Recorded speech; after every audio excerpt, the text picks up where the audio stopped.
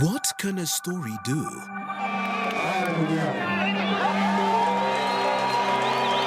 A story can be born.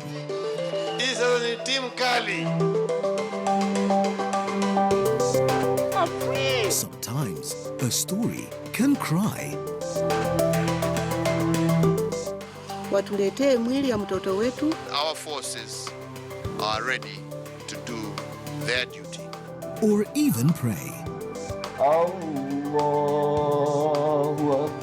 A story can also laugh. And at other times, it can run. What a finish! Chad Kamoy from Caribbean Cross. It has happened each and every year since 1991. Ice hockey and ice skating may be one of the sports that are not popular in the country. A story can read too. Watahiniwa 5101 umefutiwa matokeo ya mitihani yao ya KCSE. Na iwapo wanafunzi watakuwa kwa shule wiki ijayo au walimu wataanza mgomo. Yet in other times, a story can influence.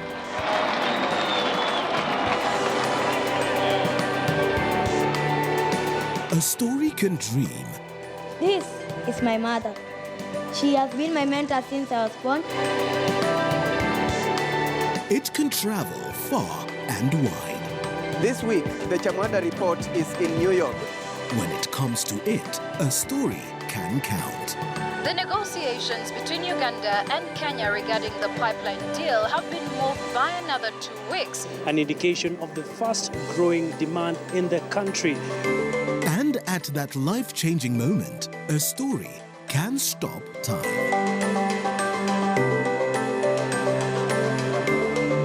Get the whole story, 24 hours a day, only on KTN News.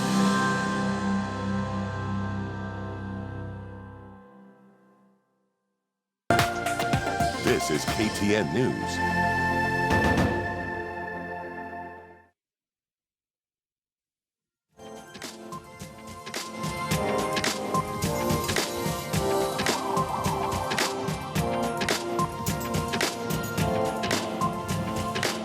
Welcome back to the Weekend Express. Time now for our newspaper review segment, and we're taking a look at what's been trending this week. And on the first page of the Standard on Sunday this morning, election fever as polls race begins. On the front page there are pictures of the developments at the Kasarani Stadium yesterday during the launch of the Jubilee merger, as well as pictures of the ODM 10 at 10 party celebrating ODM's 10th anniversary that took place in Mombasa. Now, a lot of issues came out from these two parallel rallies yesterday. For example, the Jubilee Party revealing its agenda as well as its party slogan. And the President Uhuru Kenyatta, while presiding over this event, is stating very categorically that previous political parties have been special purpose vehicles to elect selfish leaders, but the new Jubilee Party would be something different, a vehicle that would unite Kenyans instead of serving as a special purpose vehicles only for leaders. And I also promised to steer the Jubilee Party away from personal cults, so from situations where citizens vote for somebody they fear or someone who is viewed to be a kingpin of a certain community, and instead have Kenyans vote for someone along the policies they stand for. But at the coast, we had the Orange Democratic Movement really hitting out at the Jubilee government, saying that the launch of the new merger was inconsequential to the opposition. We also had coast leaders saying that the state and the Jubilee government is deliberately trying to impoverish the people of the coast region, which is largely deemed as an ODM stronghold, in order to frustrate Jubilee opponents. And they also lament about a few things like the Standard Gauge Railway, for example, which they say is being inflated to enrich Jubilee barons. And this is a story starting from page 3 all the way to page 5. And you take a look at page 3. Song, dance and hugs as the merger baby is born. And of course, Kenyans have been waiting for this Jubilee merger for about 9 months now since talks about this began. The Kasarani Stadium was yesterday a buzz of activity filled with thousands of delegates and Jubilee supporters who thronged the stadium to support the formation of the new Jubilee Party. Many of them as early as 6 a.m. making their way to the stadium. And we had 12 political parties, of course, merging to form the new Jubilee Party. We had the party colors, red and yellow, and the slogan "Tuko Pamoja" being used very widely there, even trending on social media. But after the president and his deputy arrived, there was a lot of entertainment from different stars, such as Rafton and Jaguar. But it was a gospel musician, Bahati, that stole the show when he went down on his knee and took the hand of the First Lady, Margaret Kenyatta, and led her to the stage as he sang him a song. But what caught the attention of Kenyans mostly was the fact that Bahati sat on the president's seat. And this is something that has been trending with a lot of funny reactions and comments on Twitter that have really been making rounds, many of them saying that Bahati has dethroned the president and taken the First Lady all at the same time. You can take a look at some of those comments on Twitter, still trending there. But on page 4, Uhuru's Unity Call as the 2017 election vehicle is unveiled. And Uhuru seemingly put a very strong notice to old generation leaders to quit, saying it was now time for the new generation leaders to take charge of the country's politics. He also described the launch of the Jubilee Party as a generational statement of change beyond himself and his deputy. But this was largely seen as directed towards a Quad leader, Raila Odinga, very openly telling him that past political mistakes and old generation leaders need to quit and let the young Turks take charge of the country. Now, a lot of pictures throughout page 4 and 5 there of the happenings. And of course, red was the dominant color yesterday. This is one of the colors for the Jubilee Party, red and yellow. And so Kasarani Stadium was really painted red yesterday. But even as that was going on, we had more than 40 defectors who were welcomed to the Jubilee Party, more than 40 members of parliament, governors, as well as senators, 19 of them from the Orange Democratic Movement, yesterday been officially received into the Jubilee Party. We had Deputy President William Ruto read out their names and described the launch of the party as historic, saying it's not easy to manage one small party, let alone putting together 12 political parties. And so he says this is really quite a historical move. And so ODM members of parliament were introduced alongside 20 others from the Wiper Democratic Movement as well as from Ford Kenya. And so 40 defectors from the opposition moving to Jubilee, but we have the ODM, or the opposition rather, saying that this is inconsequential, bidding goodbye, saying good riddance to all of these defectors who have moved to Jubilee so far. But ODM yesterday also said that they are planning to receive their own defectors from Jubilee. So we're yet to see who those are and how many they are exactly. But the very fact that these defections are taking place, with many of them being from opposition or especially ODM strongholds, political analysts say should be a cause for worry for the opposition. But Raila Odinga did state otherwise, saying that this would really not affect the party in any way. Now let's take a look at page 8 and 9 there, moving at the ODM 10th anniversary. This was what was taking place in Mombasa at the Mama Ngina Drive. And we had many ODM delegates and ODM supporters throng to the Mama Ngina Drive in a celebration of the 10th anniversary. There's a lot of criticism, however, over the fact that ODM scheduled this event on the same day as the Jubilee launch. And the ODM leaders did say that this was not a way to divert attention from the Jubilee launch at Kasarani, because they had been planning this for quite a few months now. And they said it was a mere coincidence, although many don't believe that. So ODM leader Raila Odinga launched a blistering attack on Jubilee during this particular event, saying that the ruling coalition was a threat to democracy and the rule of law. And he was addressing thousands of supporters at the Mama Ngina Drive. He described Jubilee as a government that had looted funds of Kenyans and using these funds to finance their election campaigns. And the deputy party leader, Hassan Joho, announced that Raila Odinga would be the flag bearer for the Orange Democratic Movement. Now, before this event, there was a lot of talk that a big announcement would be made during this event, and this was the big announcement that Raila Odinga would be the flag bearer for the Orange Democratic Movement. But many were not impressed by this. Many of them saying that, many Kenyans saying that they knew. This wasn't news really, that Raila would be the flag bearer for ODM. But questions also still linger as to what's going on within the opposition coalition cord itself. We did not have the presence of the Codico principals in Mombasa, and it was a cause for concern.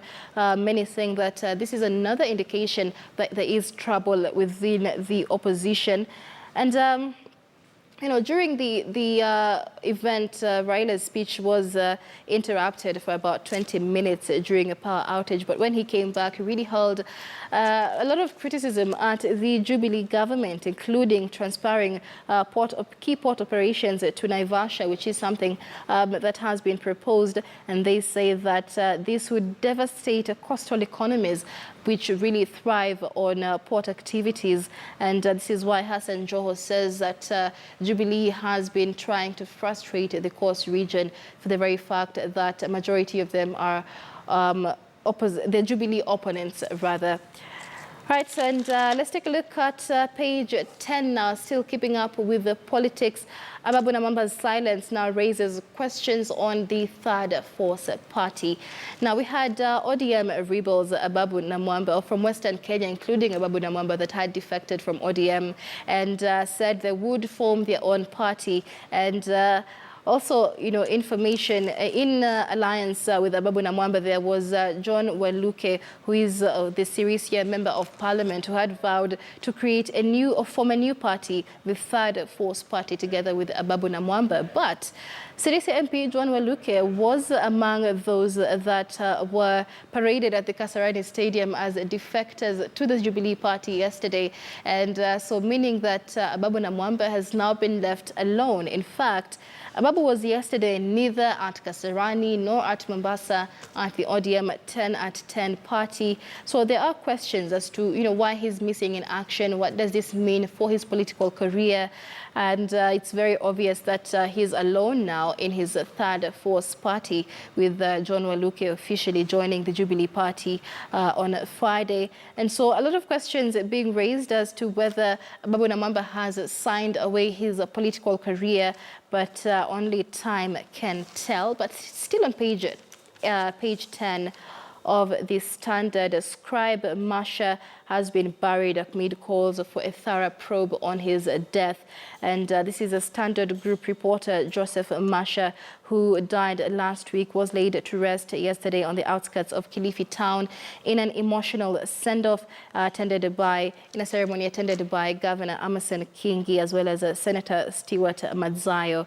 Now, this has been a death that has seen journalists take to the streets earlier this week throughout the country in protest of the rights of journalists, that a lot of threats have been made, especially by political leaders as well as police officers themselves, threatening the lives of journalists in the country and infringing on the freedom of the press. Now, Joseph Masha collapsed in his house on September 3rd, and following his death, we had the Kenya Union of Journalists ask the police force to probe two senior politicians from the area that had last had a meeting with John Masha and are the main suspects.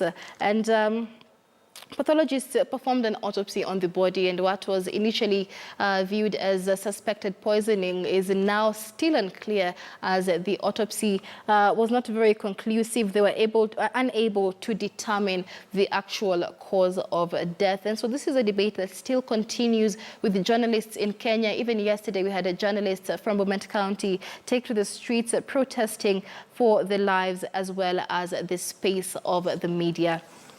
Now, on page 11, going back to politics, Stop Early campaigns urge unions in Kenya.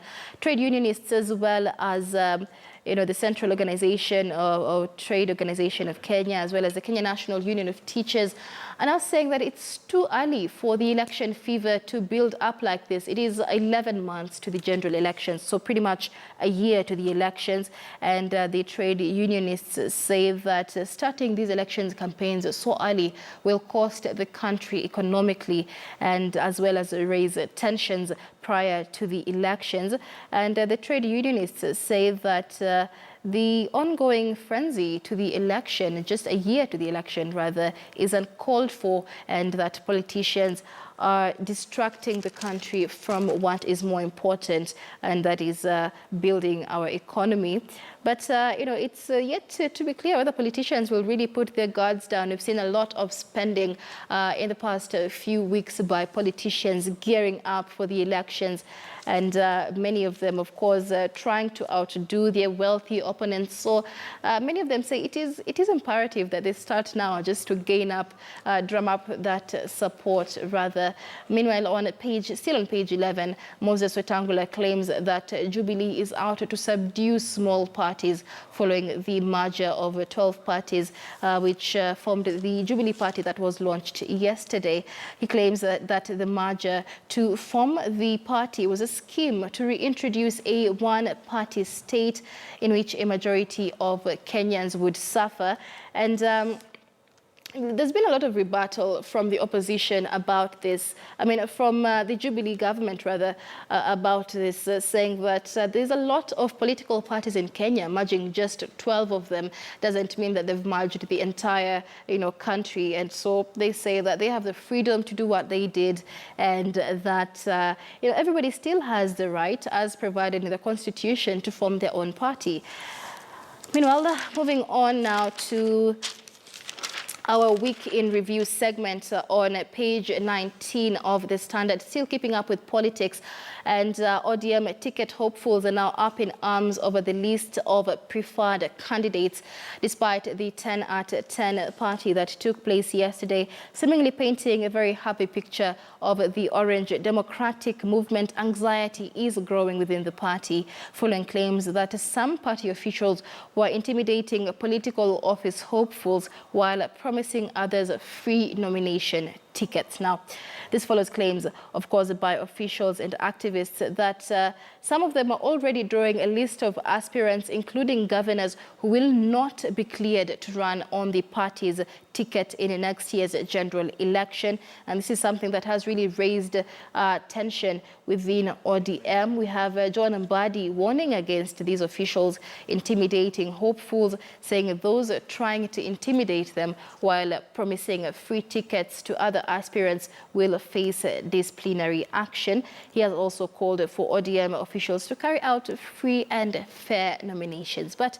many of the political analysts we speak to say the very idea of free and fair nominations or free and fair party primaries in Kenya is something that needs to be rebranded, because it doesn't quite happen when it comes to party primaries. This, of course, is also a cause for concern for the Jubilee Party itself, the newly formed Jubilee Party, with a lot of delegates and a lot of political hopefuls afraid they may not clinch a position under the Jubilee ticket. And on page 22, still keeping up with the politics, Salim Mvurya raises stakes in county politics after ditching CORD. That is a story on page 22. Kwale Governor Salim Mvurya had a recent announcement that he will ditch the opposition CORD for Jubilee, and has shaken up the political equation in the region. Now, Mvurya is among those that have shifted alliances in the coast region, largely deemed as an opposition stronghold, and his defection has sparked anxiety in court over who else could be defecting.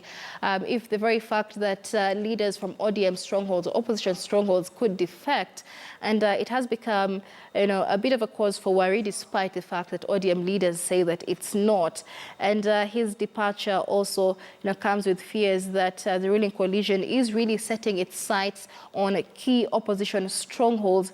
And in his entry in the Jubilee, Mvurya's entry in Jubilee also crowds the fact that there are many political aspirants now fighting or interested in the party ticket for the county's top seat. And so it is a protracted battle for him as well.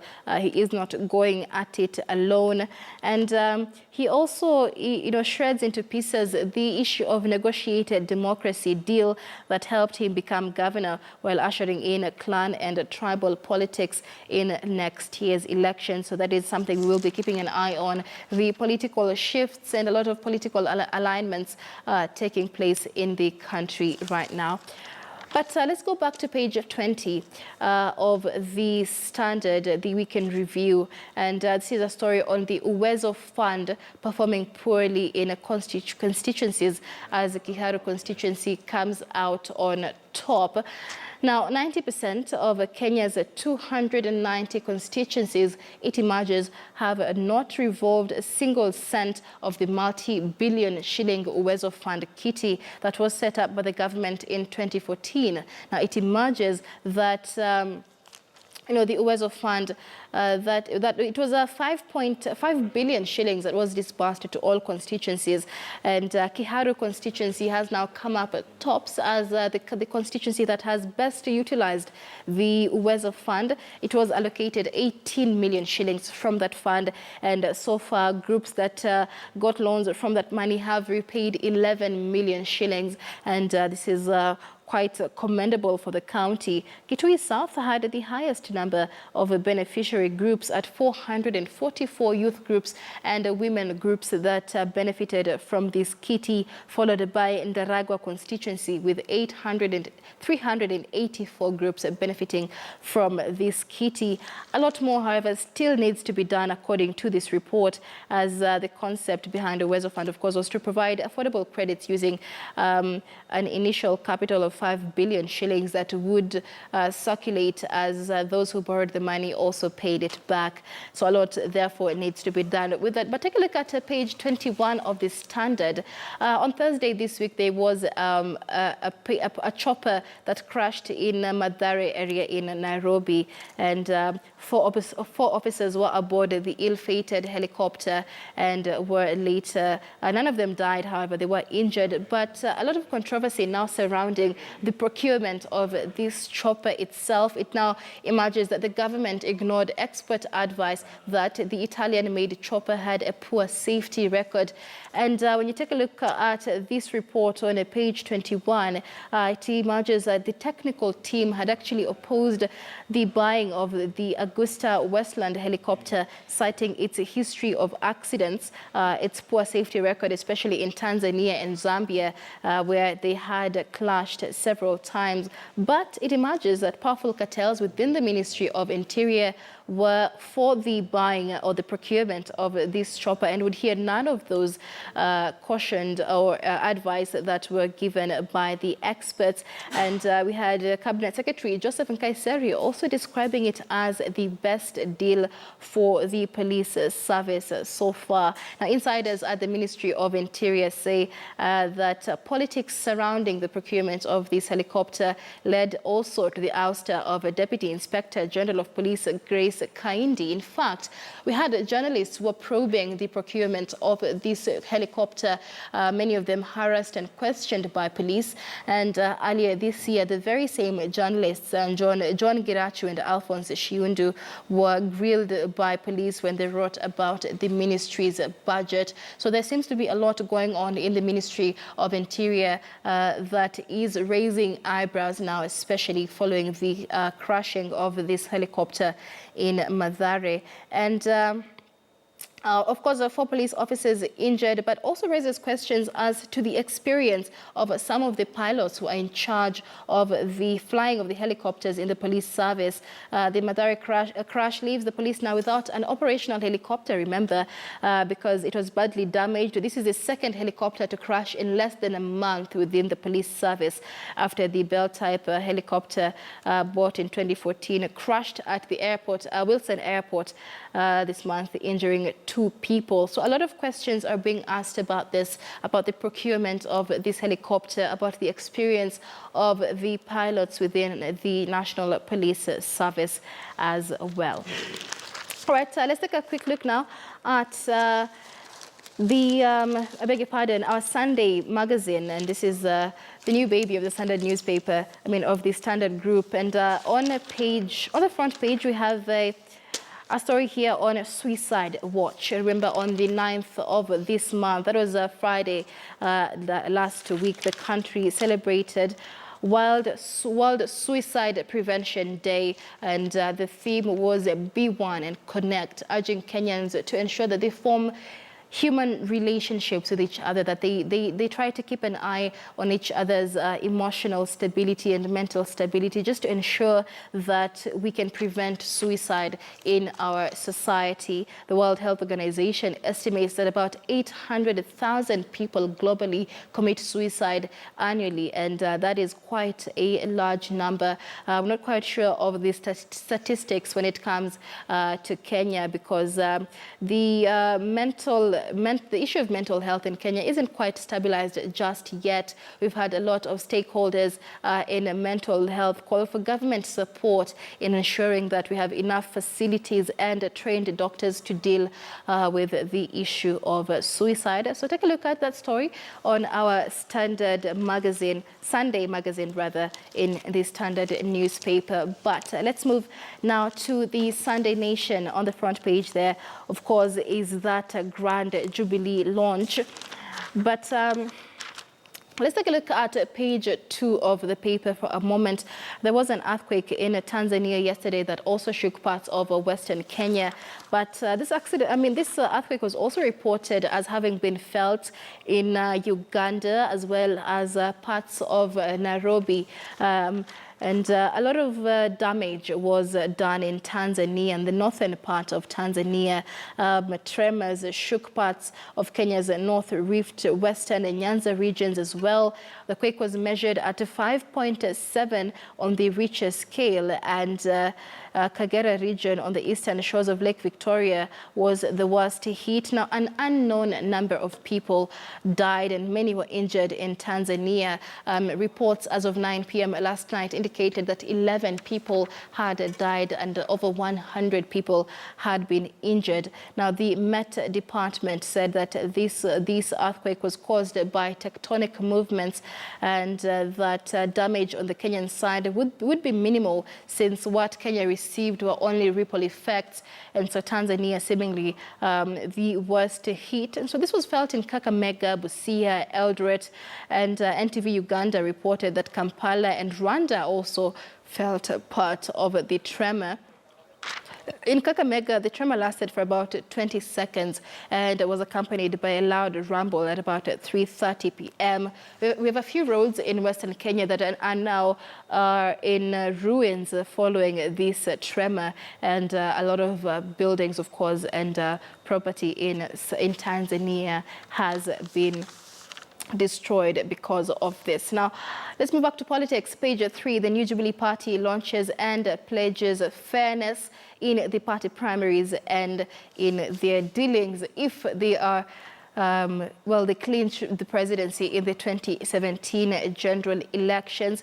And of course, this is in the next 5 years. The New Jubilee Party says that they will be known as the continent, the champions across the continent when it comes to safeguarding Africa's interests. So a pledge there that they will be following up on, Pan-African policies, just trying to unite not just Kenyans but Africans as a whole. And of course, this comes with a lot of trade deals between, or intra-African trade rather, just to ensure that the unity of the continent is secured. But let's take a look at page 5.